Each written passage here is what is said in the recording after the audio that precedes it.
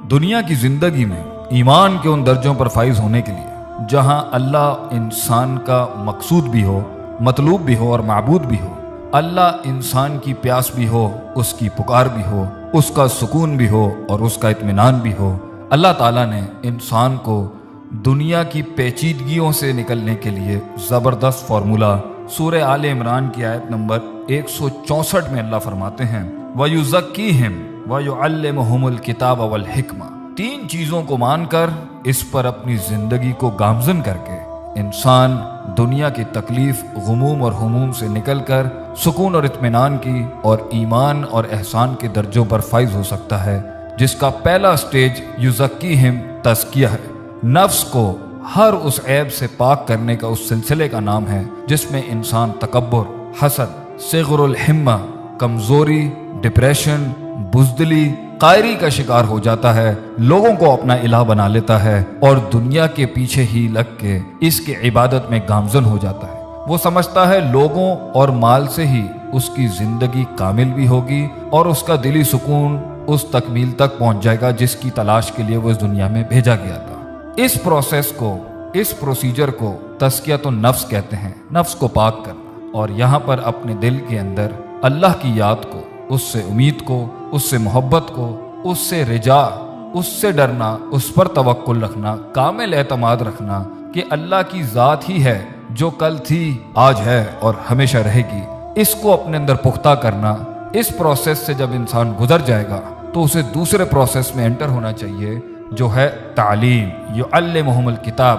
چیزوں کے، دنیا کے، جذبات کے، روحانی زندگی کے، جسمانی زندگی کے، لوگوں کے، اپنے اللہ کے حقوق اور ان سے جڑے ہوئے معاملات کو ان کی جگہ پر وضع کرنا، اسے علم کہتے ہیں۔ جس کے پاس علم نہیں وہ نہیں جان سکتا سچ کیا ہے، جھوٹ کیا ہے، حق کیا ہے، باطل کیا ہے، ٹھیک کیا ہے، غلط کیا ہے، افراط کیا ہے، تفریط کیا ہے، ہر معاملے کے اندر کتنا کرنا ہے، کتنا نہیں کرنا، اللہ کے ساتھ کتنا تعلق، کس جگہ پر کیسے ہونا چاہیے، جذبات کے ساتھ، عقیدے کے ساتھ، نظریے کے ساتھ، لوگوں کے ساتھ کیا تعلق ہونا چاہیے اور اس دنیا کے اندر اپنے آپ کو کس طرح لے کے چلنا چاہیے۔ انسان کی ایموشنل سائیکالوجی، اس کی بیہیویئرل سائیکالوجی، اس کی محبت، اس کا پرسیپشن، ہر چیز کے بارے میں کیا ہونا چاہیے۔ اگر 4 کرنا ہے تو 5 بھی ٹھیک نہیں اور 3 بھی ٹھیک نہیں۔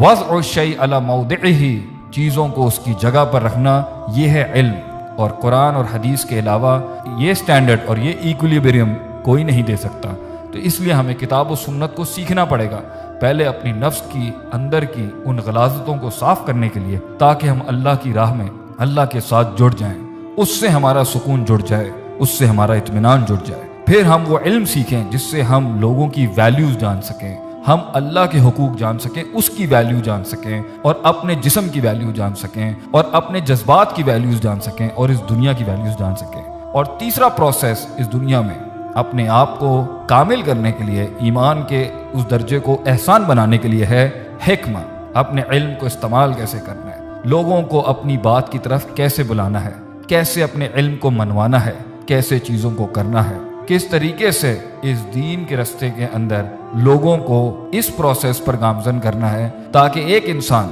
ایک جماعت یعنی کہ ایک امت کی شکل اختیار کر کے ایک پورے معاشرے کی اصلاح کر سکے اور وہ پورا معاشرہ اللہ کے ساتھ جڑ کے دنیا کے اندر سکون اور اطمینان کی طرف گامزن ہو سکے۔ جب تزکیہ نہیں ہوگا، تعلیم نہیں ہوگی اور حکمت نہیں ہوگی تو ہوئی انسان دنیا کو اپنا معبود بنائے گا، دنیا میں اپنا سکون تلاش کرے گا، لوگوں میں اپنا اطمینان ڈھونڈے گا، لوگوں کی عبادت کرے گا، چیزوں کو ان کی وجہ سے ہٹائے گا اور دنیا میں فساد پیدا کرے گا، اپنے آپ کو الہ کہے گا یا لوگوں کو الہ کہے گا، اپنے آپ کو خدا کہے گا یا لوگوں کو یا اشیاء کو یا مال کو ہی خدا کہے گا۔ لوگوں نے اس دنیا میں وہ فساد اس لیے کیا کیونکہ وہ اصل علم سے دور تھے، اور اگر علم تھا تو نفس پاک نہیں تھا، اس میں سائیکوپیتھیز اور وہ تزکیہ نہیں تھا، اور اگر تزکیہ بھی تھا اور تعلیم بھی تھی تو حکمت نہیں تھی۔ کون سا کام کہاں، کب، کیسے، کس اماؤنٹ میں، کس کوانٹٹی میں، کس انٹینسٹی کے ساتھ کرتے ہیں، ان تینوں چیزوں کا بیلنس نہ ہونے کی وجہ سے